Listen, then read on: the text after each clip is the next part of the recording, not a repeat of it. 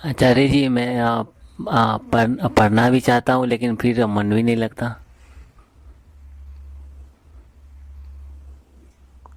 तो क्या करना चाहिए कि पढ़ाई में मन लगे?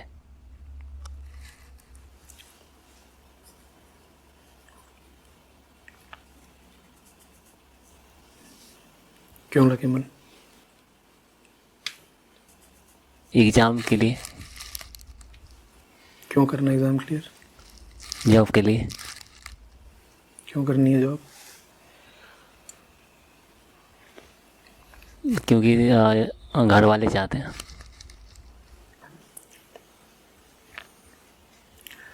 ये चाहत क्यों पूरी करना चाहते हो? आचार्य जी, कुछ मतलब ज़रूरत भी होता है ना, बेसिक वो। मैं नहीं समझता। तुम समझाओ। उनकी चाहत क्यों पूरी करना चाहते हो? मेरा भी मन है लेकिन उनकी चाहत क्यों पूरी करना चाहते हो? क्योंकि ज़रूरत है घर में, मतलब पैसे की, इसलिए। पर पैसा कहीं और से आता दिख रहा है। नहीं। नहीं आता दिख रहा तो मत आने दो पैसा। जब तंगी होगी तो खुद ही कुछ करोगे। कोई मुझसे कहे कि मुझे प्यास बहुत लगी है और मैं पानी उठाकर पी भी नहीं रहा, तो मुझे ही बुद्धू बना रहा है। कोई कहे कि घर में ज़रूरत बहुत है पैसे की पर मैं कमा नहीं रहा, तो या तो उसका एक वक्तव्य झूठ है या दोनों ही झूठ हैं, या वो बहुत चालाक है।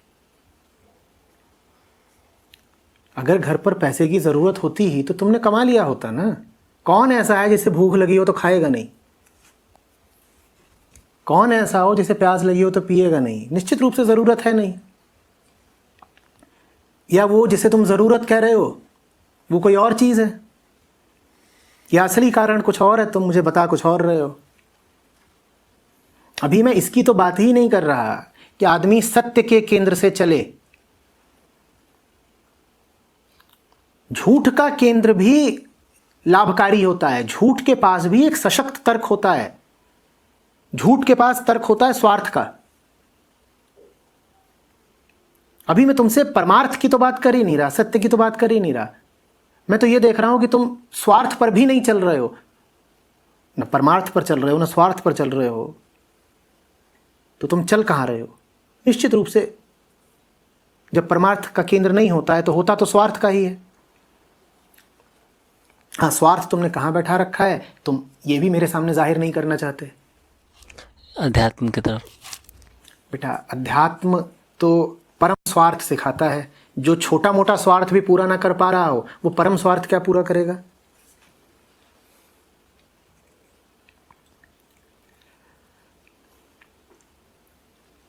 पढ़ाई नहीं करनी है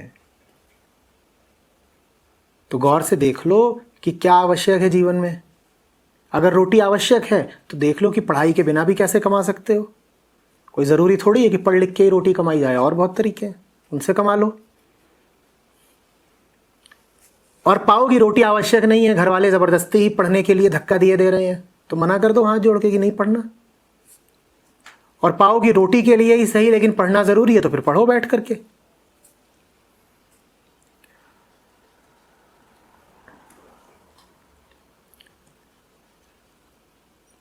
भूखे को धर्मगुरु नहीं चाहिए ये समझाने के लिए कि रोटी खा ले, उसका स्वार्थ काफ़ी होता है।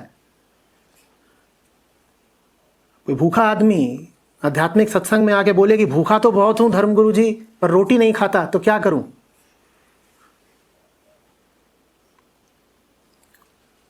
तो ये बात न भौतिक है न आध्यात्मिक है,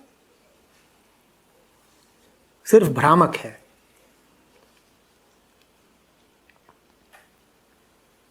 आमतौर पर क्या होता है, मैं नहीं कह रहा कि तुम्हारे किस्से में भी ऐसा ही है, जब तक रोटी मिल रही है कमाए कौन?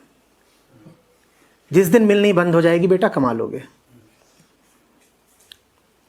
इतना लंबा रास्ता कौन ले रोटी का कि पढ़ाई करो, फिर परीक्षा पास करो, फिर नौकरी करने जाओ, फिर महीने के अंत में तनख्वाह कमाओ। कौन ये सब झंझट उठाए?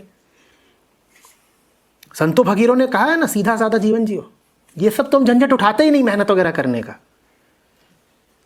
वो सब झंझट तुम उसी दिन तक नहीं उठाते जिस दिन तक घर का संचित पैसा तुम्हारे लिए उपलब्ध है। जिस दिन वो पैसा उपलब्ध होना बंद हो जाएगा, उस दिन श्रम अपने आप होना शुरू हो जाएगा। इसमें कोई आध्यात्मिक पहलू नहीं है।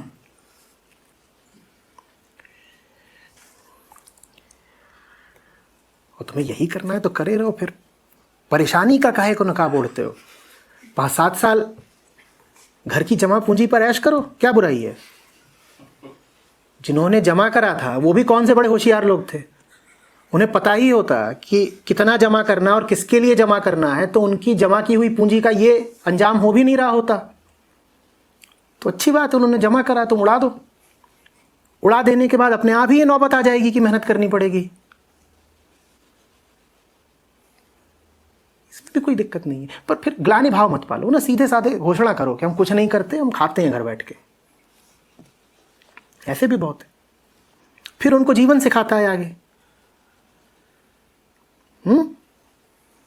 और अगर वास्तव में ये ललक उठ रही है कि जीवन को सार्थक करना है, जो पाने योग्य है उसे पाना है, तो फिर सवाल जवाब हटा करके सीधे सीधे श्रम करो।